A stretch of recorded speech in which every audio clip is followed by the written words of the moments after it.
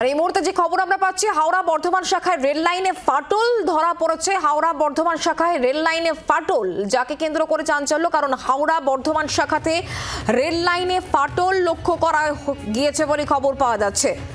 হুগলির বেলমুড়িতে রেল লাইনে ফাটল, হাওড়া বর্ধমান শাখায় এই ফাটল, যার ফলে ট্রেন চলাচল সাময়িকভাবে ব্যাহত হচ্ছে বলে খবর পাওয়া যাচ্ছে। বড়সড় দুর্ঘটনা থেকে রক্ষা পেয়েছে গুয়াহাটিগামী ট্রেন। আমরা কথা বলবো বিধান সরকার, এই মুহূর্তে আমাদের সঙ্গে রয়েছেন প্রতিনিধি টেলিফোন লাইনে। বিধান, কি জানা যাচ্ছে? রেল লাইনে ফাটল ধরা পড়েছে সামগ্রিকভাবে, এই মুহূর্তে কি সিচুয়েশন?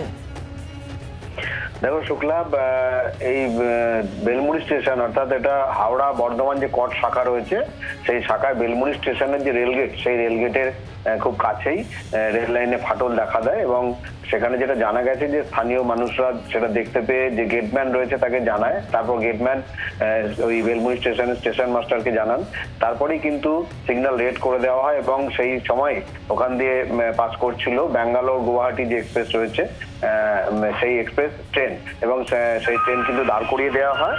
এবং এই মুহূর্তে রেল লাইন মেরামতির কাজ চলছে যেটা জানা যাচ্ছে। এবং রেল লাইন ফাটল, সেখান দিয়ে যদি ট্রেন যেত কোনো দুর্ঘটনা হতেই পারতো বড় সড়ো, কিন্তু সেই আশঙ্কা দূর হয়েছে, কারণ ট্রেন তার আগে দাঁড়িয়ে গিয়েছে। এবং রেল কর্মী যারা, তারা ঘটনাস্থলে সেখানে গিয়ে রেল লাইন মেরামতির কাজ করেছে। প্রায় 40-45 মিনিটের বেশি সময় অতিক্রান্ত হয়েছে, এখনো পর্যন্ত কিন্তু কাজ চলছে। এবং যেটা জানা গেছে মেরামতির কাজ শেষ হলে তবেই ওই গুয়াহাটির দিকে কতটা সময় লাগতে পারে?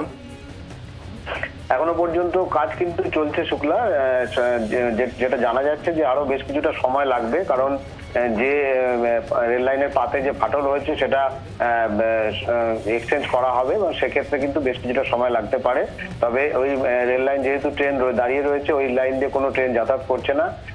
পার্শ্ববর্তী যে লাইন রয়েছে রিভার্স লাইন, সেখান দিয়ে কিন্তু অন্যান্য ট্রেনগুলোকে পাস করানো হচ্ছে। তবে ওই লাইনটাতে যে ট্রেন, অর্থাৎ গুয়াহাটি যে এক্সপ্রেস ট্রেন, সেই ট্রেন দাঁড়িয়ে রয়েছে, এবং রেল লাইন মেরামতি সম্পূর্ণ হলেই সেই ট্রেনকে সেখান থেকে পাস করানো হবে। শুক্লা, ধন্যবাদ বিধান।